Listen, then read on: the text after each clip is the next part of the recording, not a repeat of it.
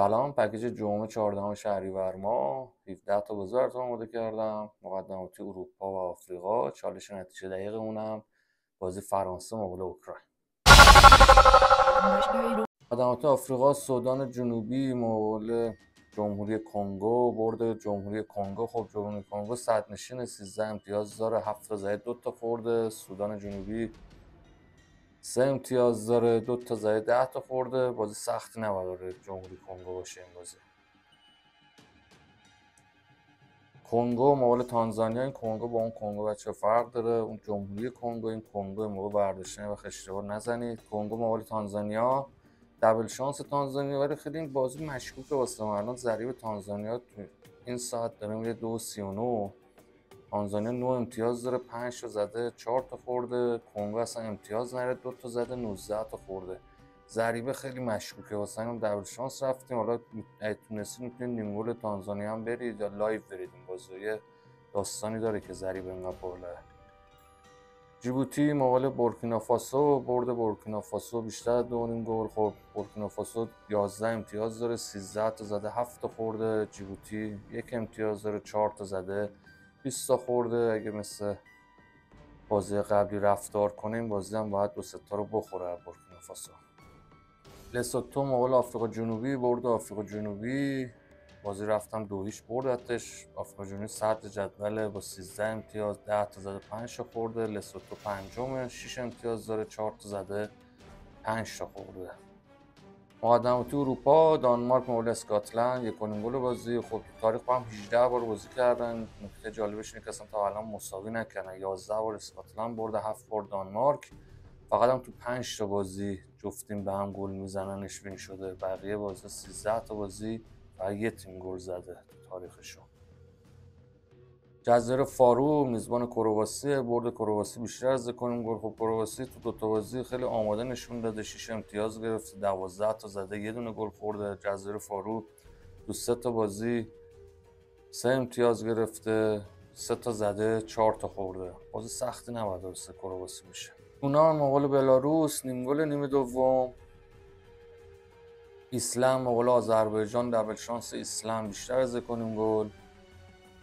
ایتالیا مقابل استونی. برد ایتالیا بیشتر از 2.5 گل. خب باید ببینیم گاتوزو میتونه ایتالیا رو درست کنه یا نه.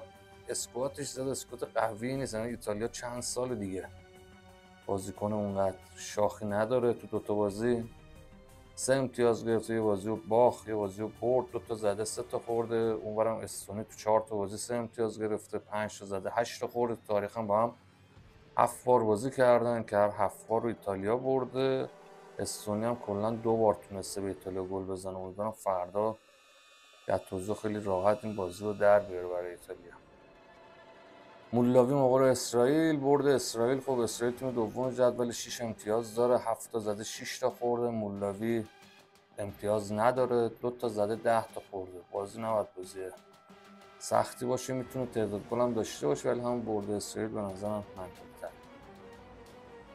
اسلونی مقابل سوئد. 1.5 گل بازی. تو تاریخ با هم 4 بار بازی کردن. 2 بار سوئد برده، 2 بار مساوی شده. اسلونی نتونسته ببره. ببینیم تو این بازی ایساک مهاجم جدید لیورپول چیکار میکنه. لازم مهاجمی تیم خوبی داره سوئد. سوئیس مقابل کوزوو. برد سوئیس. تو تاریخ با هم 3 بار بازی کردن. هر 3 بارش هم سال 2021 و 2022 بوده. یکیش دوستانه بوده، 2 تاش رسمی. هر 3 بار مساوی شده. 2 تا 1-1 کردن، یه بارم 2-2 کردن. ببینیم حالا این بازی سوئیس میتونه کوزوو رو ببره یا نه. اوکراین مقابل فرانسه. برد فرانسه. تو تاریخ با هم 12 بار بازی کردن. 6 بار فرانسه برده، 5 بار مساوی شده، یه بارم اوکراین. اسکواد فرانسه خیلی خوبه، مثلا خط حملهش قشنگ آدم میتونه برد فرانسه با تعداد گل هم بزنه، چون بازی اولشون تو فیفا دی کمتر رو تعداد گل میریم رو بردشون. همین بازی ببرن کافیه.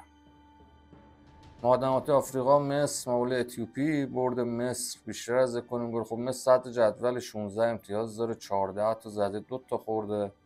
اتیوپی تیم چهارم، 6 امتیاز داره، 7 تا زده 7 تا خورده. بازی رفتم 2-0 مصر برد.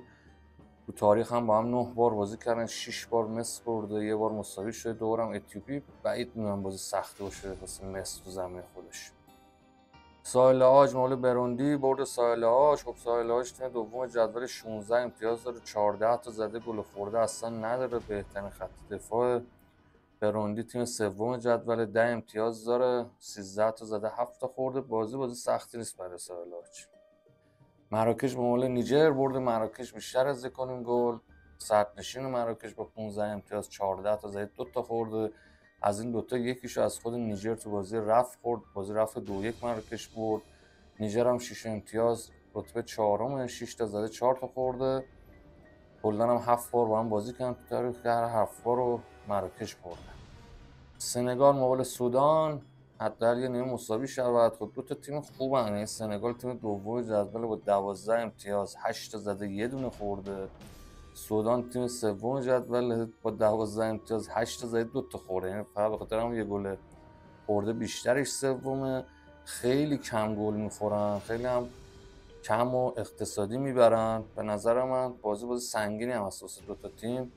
مساوی واسه شون بهتر از اینکه بخواد یکی ببره. واسه این ریسک نمی‌کنم. به نظر من حداقل یه مساوی شود منطقی برای این بازی رفتشون هم 0-0 شد. خب بچه 17 تا بازی تموم شد. امیدوارم که بهترین ها توش انتخاب کنید. فقط بازیات چون تازه شروع شده دیگه، مخصوصا اروپا اکثر گروه‌ها بازی اولشونه، فیفا اول هم هست. اگه دوست داشتید میتونید بازی که اگه شک داشتید لایو برید. لایو منطقی تره واسه این بازی که تازه استارت میخوره. امیدوارم هر آنچه که شما انتخاب میکنید وین بشه، پروین و پربرکت بشید.